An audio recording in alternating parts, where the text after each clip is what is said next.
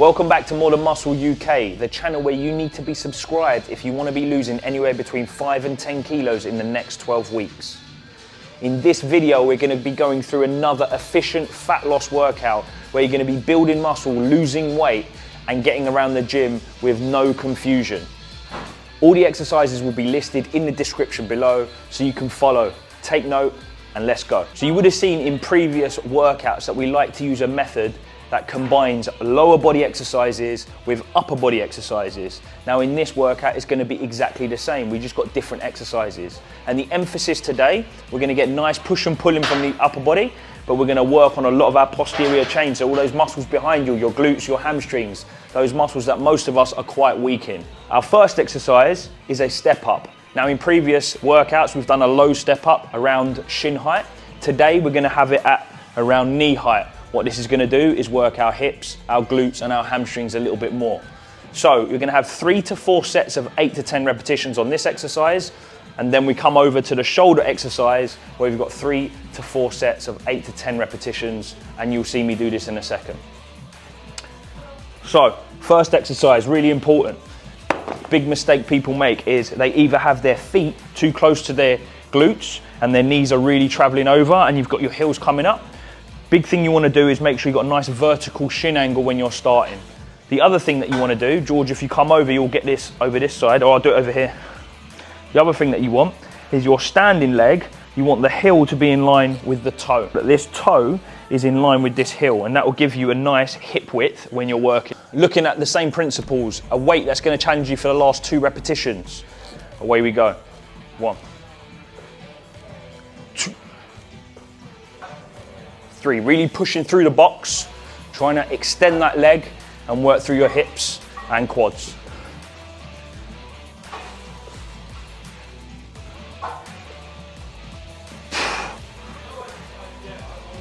Once you've done one side, you obviously do the other. Again, same setup, vertical shin angle, toe and heel in line, and we work. Now that that set is done, it's really important that we look at our rest periods. So I've got a 30-second rest before I move into my next exercise, where again, I'll be working for 3 to 4 sets, 8 to 10 repetitions. This exercise over here is a shoulder press, but as you can see, it's not quite vertical. This is because a lot of people struggle to get their hands overhead, and this allows us to be in a more comfortable position. Have a look. Again, dumbbells, weights that are going to challenge me for the last 2 repetitions. We also like here at More Than Muscle using a nice neutral grip and having our forearm in a vertical position rather than the standard out in this position. We also find when we do this, it offsets a lot of shoulder injuries and impingements that people have. Much more comfortable. 2, 3, 4. It's really key that you're also pushing your feet into the floor, staying nice and stable and working through in a nice smooth control.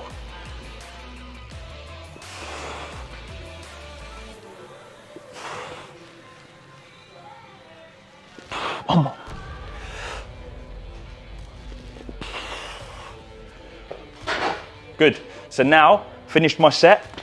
I've got a 60-second rest period before I revisit the next exercise again and start that round robin all over again. So now we've completed what we call the A series, we move on to our next batch of exercises, which is our B series. And I'll begin with a killer, that is the walking lunge. Now the walking lunge is a great exercise. 1, it gets your heart rate pumping.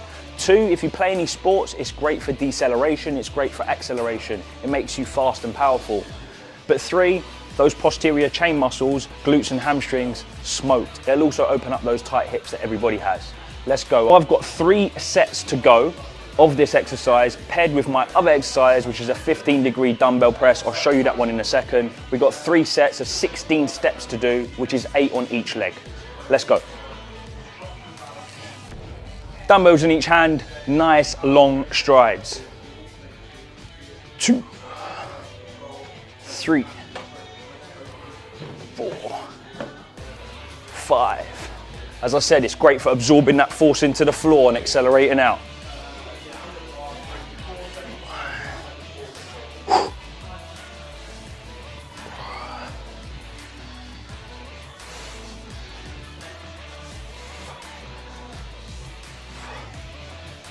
quick one, a little bit of coaching before we move into the other exercise. A little mistake people make with walking lunges is they go nice and small with it. Now, not necessarily a mistake, but it's very knee-y, it's very quaddy. We want it to be posterior chain based. So nice long strides. Really want to get into those hips, really want to get into those hamstrings. Our second exercise of the B series, I've just had my 30 seconds rest, heart is pumping. You can tell I'm a little bit out of breath. Dumbbells, 8 to 10 repetitions. Again, 3 to 4 sets. My bench is at a 15-degree angle. Same principles, nice vertical forearm. I'm pressing.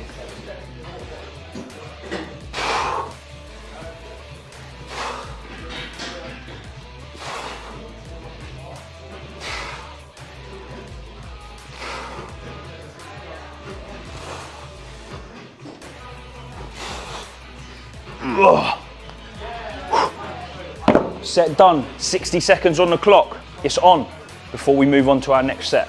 So B series complete, I'm on to my C series now. So the next batch of exercises, my hamstrings are starting to get a bit smoked, my glutes are a bit switched on, and now I've got my next exercise. So this is one of my favorites for your posterior chain, particularly your hamstrings, the 45-degree back extension. Now, this is traditionally one of those exercises I see conducted very, very wrong, so I'm going to teach you how to do this properly. The first thing is making sure that the pad is set so it sits in your hips, and you've got a little lever here which you can move it up and down. So for me, it's number 3. Next thing you'll do, get into the apparatus, feet nice and placed into the back. One thing that's really important here is that you drive the whole foot into the pad, toes down, locked in. Pads in my hips. The other thing that's important is, because it's a posterior chain exercise, we need that whole, even upper posterior chain part, locked in and engaged. We don't want to be rounding over and really taking the load through our back. So I'm in.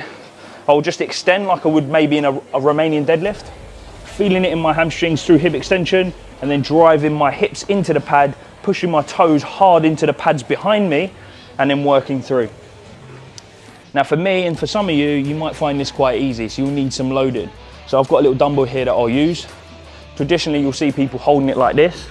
I don't really like doing this. 1, because it promotes rounding, and 2, as you fatigue, your lower back will feel that more. So the way I like to do it, pick up the dumbbell, row it into you like you would using one of the cable machines, engaging your upper back, and everything should be nice and locked in. Have a little look. Locked in, dumbbell rowed in, my upper back's nice and switched on, drive my toes into the pad, into hip extension, and then drive up into my top position. Hip extension, feel my hamstring stretching, then I drive into the pad for them to nice and contract. I've got my 12 repetitions, 3 sets of 12.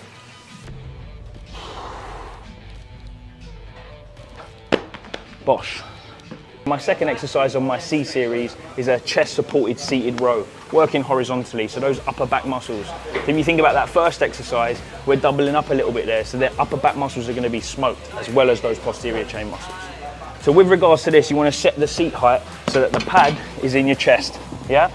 Why I like this exercise, it provides a lot of stability so that you can produce a lot of force and ultimately lift a lot of weight when you're working. So 3 sets of 10 to 12 repetitions. This is how I'm working. I'm picking the load that will challenge me.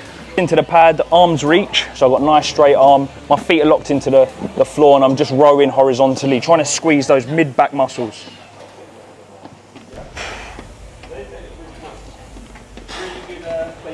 Lots of stability, lots of load, and my big upper back muscles are working.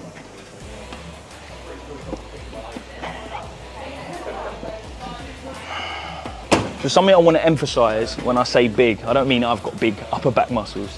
A really important key when we're trying to work fat loss and weight loss muscles is working your bigger muscle groups, because they're more taxing, you'll burn more calories from them, and ultimately you'll get a bigger burn out of it.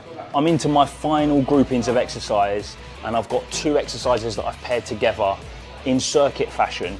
I've got 20 seconds of battle ropes and 20 seconds of a weighted dead bug, which I'll show you in a second. They're going to be worked back to back, so I've got 20 seconds of work here, 20 seconds of work over there, so effectively I'm working for 40 seconds, and then I have a 40-second recovery, so it's a 1-to-1 work to rest ratio. Good way to get the heart rate working and to just finish you off at the end of your workouts.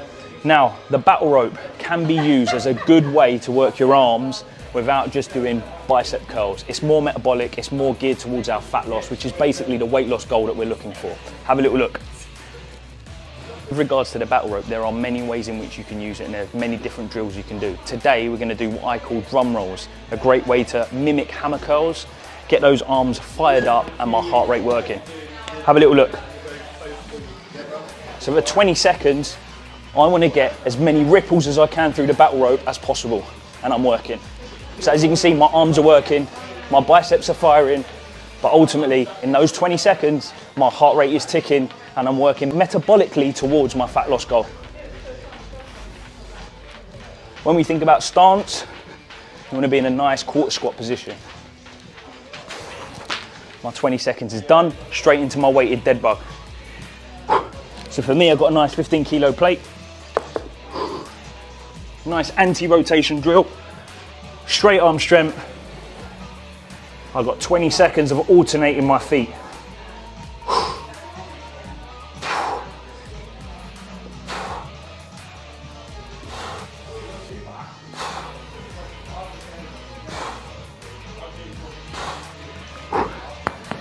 So there's my 20 seconds done. Again, 40 seconds between the two exercises. I have now 40 seconds rest before I go into my next set out of 3 to complete this circuit. Heart rate ticking, weight loss goal being achieved. Right, workout done. We've had some questions come through on our Instagram page. If the rest period isn't long enough for you, there's 2 questions that you need to ask yourself. The first one is, are you going too heavy and do you need to lighten the load? And the second one is, extend it slightly and see how you work week on week at trying to achieve the rest period that is prescribed. 2 ways in which you can do it. So yeah, this is a common one when you're doing supersets in a gym where there are other people involved. Sometimes your gym kit gets stolen. The biggest thing that I've found is just communicate with people. Ask the person if you can just jump in between them. Most of the time people are friendly enough and they let you jump in and get on with your workout. Communication. Workout will be placed in the description of the video so you know exactly what you're doing. If you've been doing this workout a few times, then make sure you're continuously progressing. Add a little bit more weight, reduce the reps, work a little bit harder. There's ways in which you can make it challenging for yourself. Remember, we have a host of other workout videos on our channel, so please go and look at them. Remember, please like, subscribe to our channel, and if you want to work with us on a one-to-one basis, contact us through the link in the form, and we'll be back to you very shortly.